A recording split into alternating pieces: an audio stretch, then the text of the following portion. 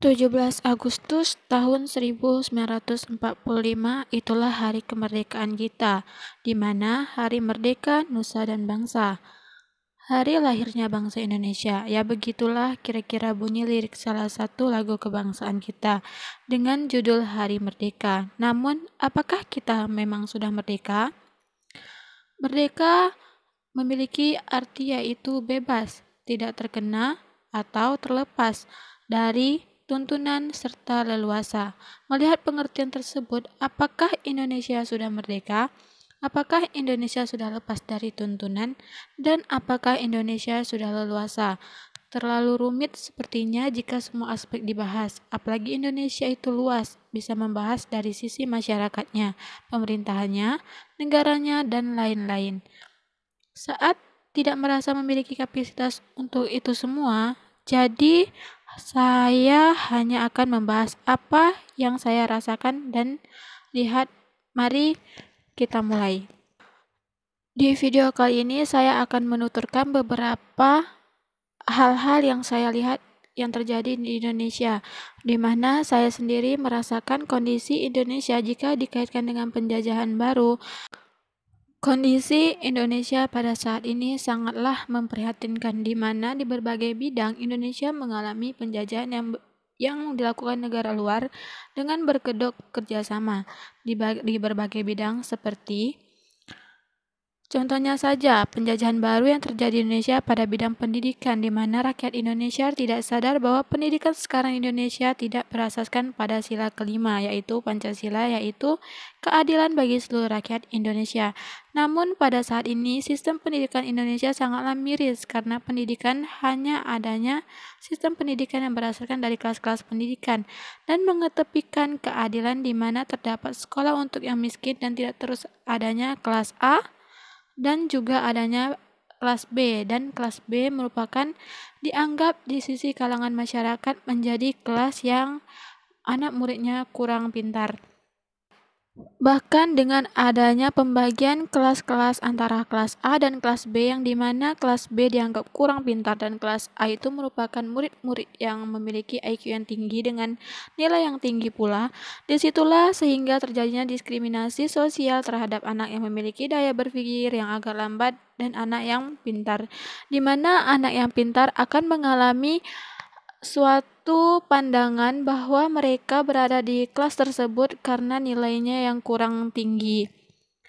Begitulah dengan pendidikan di bidang pendidikan, di mana terjadinya kesenjangan sosial antara murid-murid.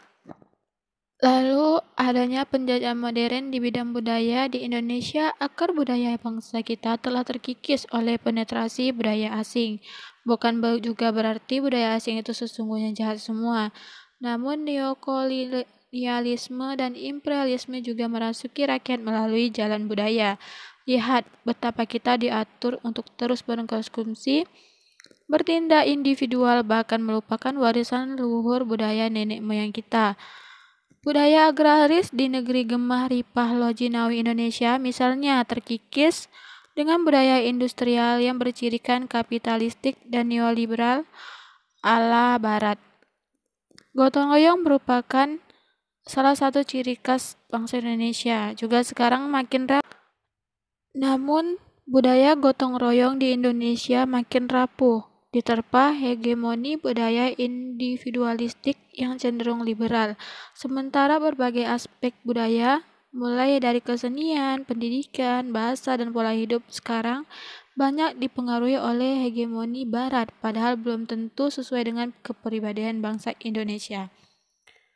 Lalu adanya juga penjajahan yang terselubung. Itulah yang sesungguhnya harus diwaspadai oleh bangsa Indonesia dan bahkan para birokrat dan teknokrat yang duduk di dalam sistem pemerintahan Indonesia. Penjajah bisa dilakukan atas nama dan politis kebijakan yang sesungguhnya hanya berpihak pada pihak-pihak tertentu dan bukan berpihak pada kepentingan rakyat Indonesia itu sendiri. Pada era modern ini, Indonesia tidak lagi dijajah secara fisik, tetapi secara mental. Apa buktinya? Sekarang sudah banyak orang-orang yang mengkonsumsi narkoba, minuman keras, dan pornografi. Semua itu merupakan siasat dari bangsa asing untuk menghancurkan Indonesia tidak secara fisik tetapi secara mental.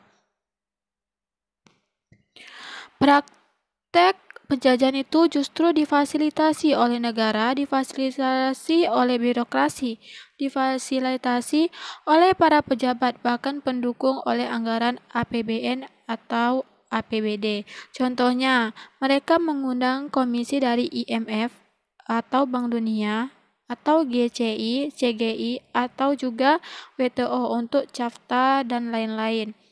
Komisi-komisi itu datang dengan membawa proposal kerjasama yang menguntungkan diri mereka sendiri. Pejabat-pejabat kita hanya bisa mangut-mangut menyetujui, memberi tanda tangan, dan lain-lain. Tidak ada perlawanan, penolakan, atau ketegasan sama sekali.